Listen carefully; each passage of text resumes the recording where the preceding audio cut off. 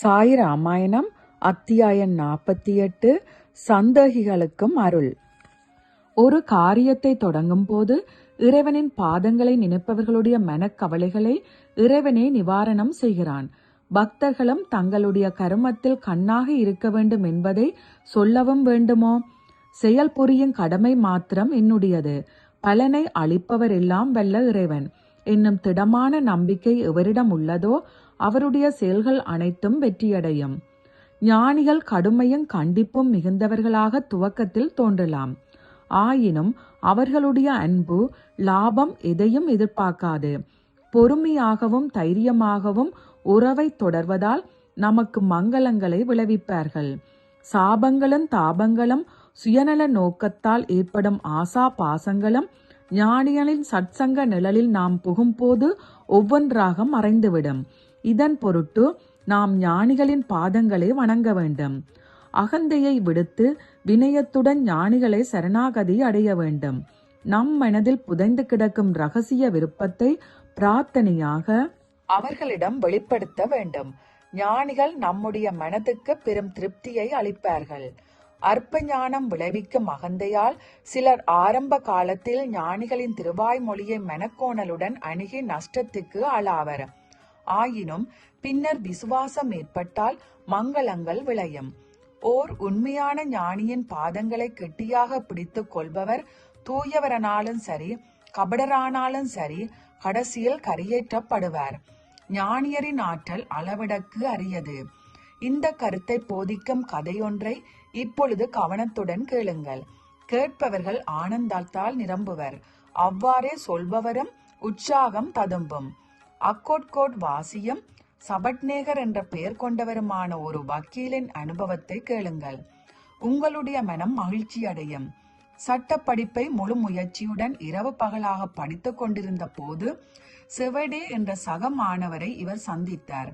இருவரும் படிப்பு விஷயமாக பரஸ்பரம் கருத்து பரிமாற்றம் செய்து கொண்டனர். மேலும் சில சக மாணவர்களும் அங்கு வந்தனர். எல்லாரும் ஒரே அறையில் உட்கார்ந்தனர். யார் எந்த அளவிற்கு படித்து தெளிவடைந்திருக்கிறார் என்று அறிந்து கொள்ள ஒருவரை ஒருவர் கேள்வி கேட்டு கொண்டனர்.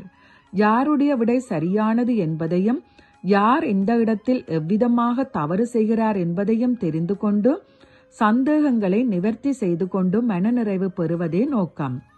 சேவடேவின் விடைகள் அனைத்தும் தவறானவையாக இருந்தன. கடைசியில் எல்லா மாணவர்களும் சொன்னார்கள், இவர் எப்படி பரீட்சையில் வெற்றி பெறப் போகிறார்? படித்ததெல்லாம் அரைகுறையாக இருக்கிறதே. சக மாணவர்கள் இவ்வாறு இளக்காரமாக பேசிய போதிலும் சேவடே முழு நம்பிக்கையுடன் கூறினார், படிப்பு அரைகுறையாக இருந்தாலும் முழுமையாக இருந்தாலும் வேலை வரும்போது நான் பரீட்சையில் தேர்ச்சி பெறுவேன். நான் முழுமையாக அபியாசம் செய்திராவிட்டாலும் என் பாபா எனக்கு பரீட்சையில் வெற்றி அளித்து விடுவார். நான் இதற்காக கவலைப்பட வேண்டும்? இந்த வார்த்தைகளை கேட்ட சபட்நேகர் ஆச்சரியம் அடைந்தார். சேவடேவை தனியாக அழைத்து சென்று கேள்வி கேட்க தொடங்கினார். அடடா, நீர் வானலாவ புகழும் இந்த சாயி பாபா யார் ஐயா?